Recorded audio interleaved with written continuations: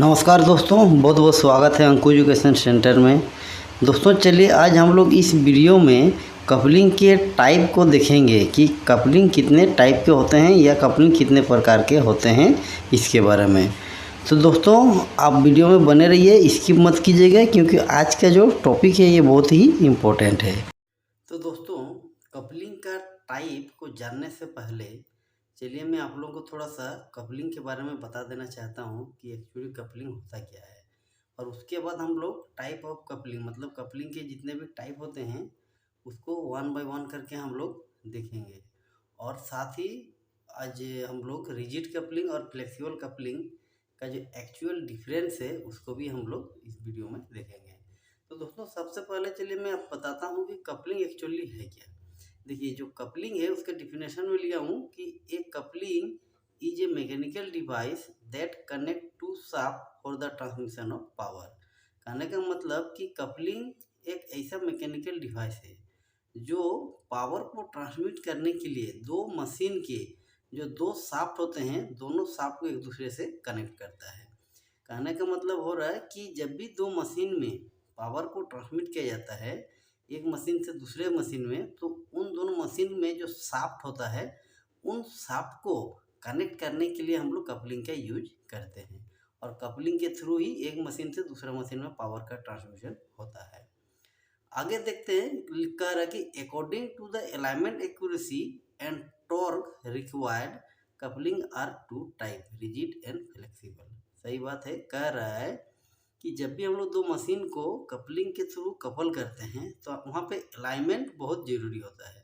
और अलाइनमेंट की एक्यूरेसी जितना हम लोग अच्छा रखेंगे हम लोग का पावर उतना अच्छा ट्रांसमिट होगा। और अलाइनमेंट एक्यूरेसी के साथ साथ टॉर्क भी ज़रूरत पड़ता है कि कोई एक मशीन में कितना टॉर्क मतलब ट्रांसमिट होगा। तो अलाइनमेंट के एक्यूरेसी और टॉर्क जितना हमको ज़रूरत है उसके हिसाब से कपलिंग को दो टाइप में बांटा गया है, एक है रिजिड कपलिंग और एक होता है फ्लेक्सिबल कपलिंग। अब हम लोग आते हैं कपलिंग के टाइप पे। तो चलिए जैसे मैं लिखा हूँ कपलिंग, कपलिंग का मेनली दो टाइप होता है, रिजिड कपलिंग और फ्लेक्सिबल कपलिंग। रिजिड कपलिंग तीन टाइप में होता है, स्लीव और मफ कपलिंग। स्लीव या मफ कपलिंग बोलते हैं पहला टाइप को। दूसरा टाइप होता है रिजिड कपलिंग का क्लैम्प और स्प्लिट मफ और कंप्रेशन कपलिंग। और जो थर्ड होता है वो होता है फ्लेंज कपलिंग। तो रिजिड कपलिंग दोस्तों तीन टाइप में आगे भाग हो जाता है, स्लीव कपलिंग या मफ कपलिंग, क्लैम्प कपलिंग या फ्लेंज कपलिंग में।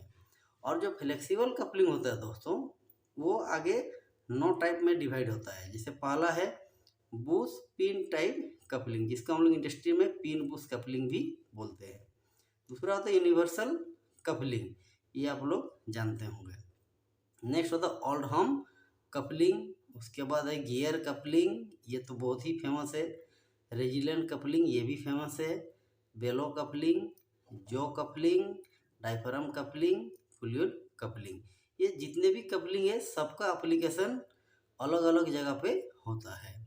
तो बहुत सारा दोस्तों को कंफ्यूज होता है कि गियर कपलिंग में गियर लगा रहता है तो वो फ्लेक्सिबल कपलिंग कैसे है। तो मैं बता देना चाहता हूँ दोस्तों, जैसे gear coupling, resilient coupling, fluid coupling, bellow coupling, jaw coupling, ये सब इंडस्ट्री में मोस्टली यूज किया जाता है। पिन बुश कपलिंग को भी यूज करते हैं।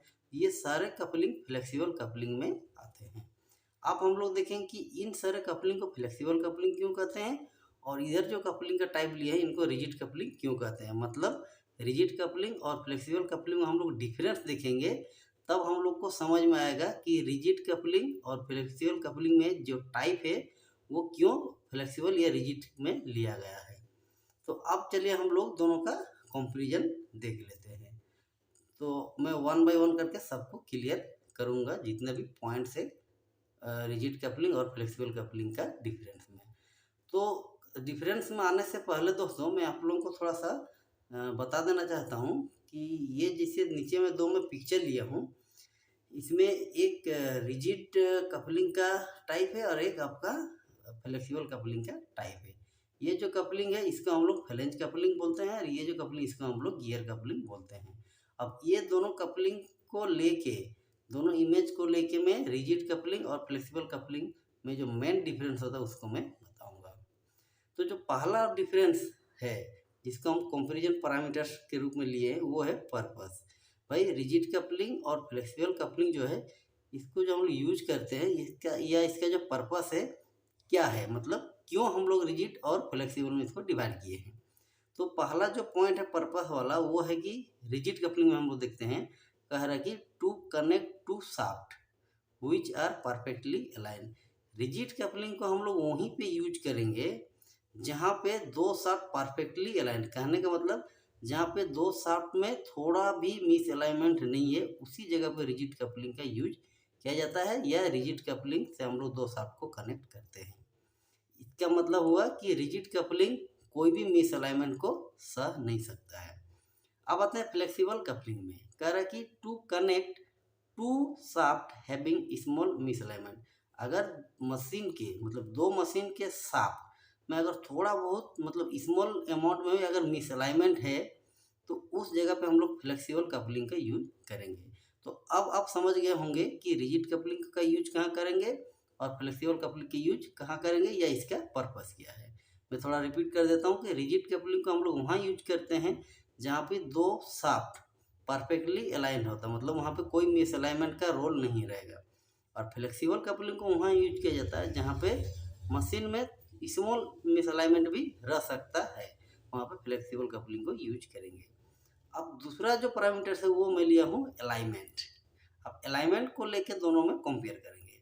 तो कह रहा है रिजिड कपलिंग में कि can not tolerate any miss alignment का, सही बात हम लोग डिस्कस किया अभी कि रिजिड कपलिंग जो है ये मिस अलाइनमेंट को थोड़ा भी टॉलरेट नहीं कर पाएगा। अगर मिस अलाइंड है मशीन तो वो या तो कपलिंग टूट जाएगा या तो मशीन में कुछ ना कुछ प्रॉब्लम होगा। रिजिड कपलिंग थोड़ा भी मिस अलाइनमेंट को टॉलरेट नहीं कर पाता है। अब देखते हैं फ्लेक्सिबल कपलिंग में करके can tolerate small miss alignment. हम लोग डिस्कस भी किए थे कि फ्लेक्सिबल कपलिंग जो होता है वो मशीन का शाफ्ट में अगर थोड़ा बहुत मिस अलाइनमेंट है तो उसको वो टॉलरेट कर लेता है या उसको वो एडजस्ट कर लेता है और मशीन को कंटिन्यू पावर ट्रांसमिट करते रहता है। जो तीसरा पॉइंट में लिया हूँ वो लिया कि शॉक एंड वाइब्रेशन। तो शॉक एंड वाइब्रेशन जो पैरामीटर्स है उसमें रिजिड कपलिंग को पहले देखते हैं। कह रहा है कि can not absorb shock and vibration. Rigid coupling shock और वाइब्रेशन एब्जॉर्ब नहीं कर सकता है। इसका रीजन क्या है कि ये मिस अलाइनमेंट को एब्जॉर्ब नहीं कर पाएगा, उसको टॉलरेट नहीं कर पाएगा। अगर मशीन में हल्का फुल्का मतलब स्मॉल अमाउंट में मिस अलाइनमेंट है तो वहाँ पे शॉक और वाइब्रेशन डेवलप होगा। लेकिन रिजिड कपलिंग को तो हम लोग जहाँ मिस अलाइनमेंट वहाँ यूज नहीं कर सकते हैं, तो इसका मतलब है कि ये शॉक और वाइब्रेशन को एब्जॉर्ब नहीं कर पाएगा, उसको टॉलरेट नहीं कर पाएगा। अगर शॉक और वाइब्रेशन है तो रिजिड कपलिंग तुरंत ब्रेक हो जाएगा। अब फ्लेक्सिबल कपलिंग देखते हैं कर कि can absorb shock and vibration. क्यों? क्योंकि ये मिस अलाइनमेंट को भी टॉलरेट कर सकता है जो स्मॉल अमाउंट में मिस अलाइनमेंट होता है। इसीलिए फ्लेक्सिबल कपलिंग को हम लोग जहाँ पे हल्का फुल्का मतलब स्मॉल अमाउंट में मिस अलाइनमेंट रहता है वहाँ पे हम लोग इसको यूज करते हैं ताकि ये शॉक और वाइब्रेशन दोनों को एब्जॉर्ब कर सके। चौथा जो पॉइंट है दोस्तों वो कह रहा है कि डिफ्लेक्शन। तो रिजिड कपलिंग में बोल रहा है कि डिफ्लेक्शन इज लेस, जबकि फ्लेक्सिबल कपलिंग में कहता है डिफ्लेक्शन इज मोर। मतलब रिजिड कपलिंग में हम लोग थोड़ा भी कपलिंग को डिफ्लेक्ट नहीं कर सकते हैं, ये मशीन का शाफ्ट को डिफ्लेक्ट नहीं कर सकते, जबकि फ्लेक्सिबल कपलिंग में हम लोग थोड़ा बहुत मतलब अगर देखा जाए तो रिजिड कपलिंग से थोड़ा ज़्यादा हम लोग इसमें डिफ्लेक्शन कर सकते हैं या डिफ्लेक्शन हो सकता है। रिजिड कपलिंग में लेस मतलब बहुत कम, नहीं के बराबर ही हम उसको मान सकते हैं। अब नेक्स्ट पैरामीटर है कि कंपोनेंट, मतलब जो कपलिंग है रिजिड कपलिंग और फ्लेक्सिबल कपलिंग उसमें जो पार्ट्स होते हैं उसके बारे में यहाँ थोड़ा सा कंपेयर करते हैं। तो कह रहा है रिजिड कपलिंग में हैविंग लेस कंपोनेंट, इसमें बहुत ही कम कंपोनेंट होता है, और जो फ्लेक्सिबल कपलिंग है उसमें ज़्यादा मतलब हैविंग मोर कंपोनेंट, इसमें ज़्यादा कंपोनेंट होते हैं, इसमें ज़्यादा पार्ट्स होते हैं। इन दोनों पिक्चर को आप जब समझेंगे तब हम लोग देखेंगे कि इसमें लेस कंपोनेंट क्यों कह रहा है और इसमें मोर कंपोनेंट से ज़्यादा इसका पार्ट्स क्यों कह रहा है। नेक्स्ट जो पैरामीटर है वो है कॉस्ट। तो रिजिड कपलिंग का जो कॉस्ट है दोस्तों वो है कि लेस एक्सपेंसिव, ये बहुत ज़्यादा महंगा नहीं है, जबकि फ्लेक्सिबल कपलिंग ये मोर एक्सपेंसिव, ये ज़्यादा महंगा है। ये हम लोग डिस्कस किए। कहने का मतलब कि रिजिड कपलिंग के कंपोनेंट उसका पार्ट्स कम है तो उसमें कम दाम लगेगा, फ्लेक्सिबल कपलिंग में पार्ट्स ज़्यादा है तो उसमें ज़्यादा दाम लगेगा। तो इस तरह से हम लोग कोई भी दो कपलिंग, एक रिजिड और एक फ्लेक्सिबल कपलिंग जो होता है उसको हम लोग कंपेयर कर सकते हैं या उसका डिफरेंस निकाल सकते हैं। अब मैं यहाँ पे थोड़ा सा इन दोनों पिक्चर को लेकर आपको समझा देता हूँ। ये है एक रिजिड कपलिंग का एग्जांपल, ये है फ्लेक्सिबल कपलिंग का एग्जांपल। इसको हम लोग फ्लैंज कपलिंग बोलते हैं, इसको हम लोग फ्लेक्सिबल गियर कपलिंग बोलते हैं। तो ये जो कपलिंग है दोस्तों, इसमें देखिए इधर एक शाफ्ट है, ये एक शाफ्ट है, ये एक शाफ्ट, ये शाफ्ट 1 है, यहाँ पे शाफ्ट 2 लिखा हुआ आपको शायद सही से नहीं दिख रहा है। और इस साइड में इसको हब बोलते हैं, इधर भी एक हब है।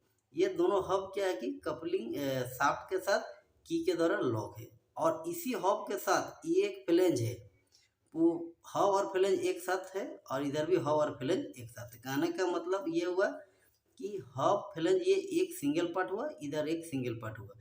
ये वाला शाफ्ट के साथ की के साथ लॉक है, ये इधर वाला शाफ्ट के साथ की के साथ लॉक है। जब दोनों शाफ्ट को हम लोग अलाइन कर के सटा देते हैं तो ये जो नट बोल्ट आपको दिख रहा है, नट बोल्ट से हम लोग फ्लैंज को टाइट कर देते हैं। बस इतना ही होता है फ्लैंज कपलिंग में। तो उस समय क्या होता है कि जब एक शाफ्ट रोटेट करता है तो दूसरा शाफ्ट में पावर ट्रांसमिशन के लिए ये जो नट बोल्ट लगे होते हैं, इस नट बोल्ट पे डायरेक्ट लोड आता है और पावर ट्रांसमिट होता है। इसीलिए अगर ये थोड़ा बहुत भी मिसअलाइनमेंट होगा तो वहाँ पर शॉक और वाइब्रेशन डेवलप होगा, जिसको ये टॉलरेट नहीं कर पाएगा और ये कपलिंग टूट भी सकता है। इसीलिए हम लोग देखे थे कि रिजिड कपलिंग में मिसअलाइनमेंट या शॉक या वाइब्रेशन को वो ऑब्जर्व नहीं कर सकता है। ये जो है ये फ्लेक्सिबल कपलिंग की एग्जांपल है, इसको हम लोग गियर कपलिंग बोलते हैं। इसमें भी सेम इसी टाइप का होता है, लेकिन ये फ्लैंज कपलिंग का ही अपडेटेड फॉर्म है और ये फ्लेक्सिबल कपलिंग में टाइप में आ जाता है। इसमें देखिए ये एक हब होता है और इधर एक हब होता है। इसमें क्या है कि दोनों हब में गियर टीथ बना होता है और दोनों हब के साथ जो फ्लैंज होता है, जैसे यहाँ पे देखिए नट बोल्ट से आपको लॉक किया हुआ दिख रहा है, इधर एक फ्लैंज है, इधर एक फ्लैंज है। ये फ्लैंज में भी सेम पिच का या बोले सेम प्रोफाइल के गियर, इंटरनल गियर होते हैं।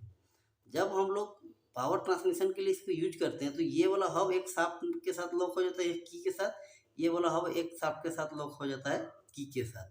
और जब रोटेट करते हैं एक शाफ्ट और दूसरा शाफ्ट में जब पावर ट्रांसमिट होता है उस समय ये गियर हब का एक्सटर्नल टीथ फ्लैंज का इंटरनल टीथ के साथ मैच रहता है और अपोजिट डायरेक्शन में मानो दूसरा जो हब है उसमें भी हब और फ्लैंज का जो इंटरनल गियर है वो एक दूसरे से लॉक रहता है, एक दूसरे से मैच रहता है।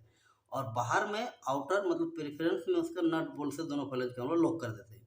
तो उस समय क्या होता है कि जब पावर ट्रांसमिट होता है वो डायरेक्ट नट बोल्ट पर लोड नहीं आता है, वो गियर पर पहले आता है, उसके बाद गियर से नट बोल्ट पे आता है और उसके बाद दूसरा हब के गियर और मतलब हब पे वो शाफ्ट के थ्रू पावर ट्रांसमिट होता है। तो इसमें क्या है कि मतलब जो थोड़ा बहुत मिसअलाइनमेंट होता है उसको ये टॉलरेट कर लेता है, या अगर शॉक या वाइब्रेशन डेवलप होता है उसको भी ये एब्जॉर्ब कर लेता है। इसमें थोड़ा बहुत डिफ्लेक्शन भी होता है तो ये चल जाता है। तो इस तरह से हम लोग कोई भी दो कपलिंग को देख के उसका कॉन्फ़िगरेशन को या उसका प्रोफाइल को देख के हम लोग बोल सकते हैं ये रिजिड कपलिंग है या फ्लेक्सिबल कपलिंग है। तो इस तरह से आप कभी भी कोई भी इंटरव्यू में या कोई भी एग्जाम में रिजिड कपलिंग और फ्लेक्सिबल कपलिंग जो कपलिंग के मेन दो टाइप हैं उसको आप कंपेयर कर सकते हैं या उसका डिफरेंस को आप बता सकते हैं।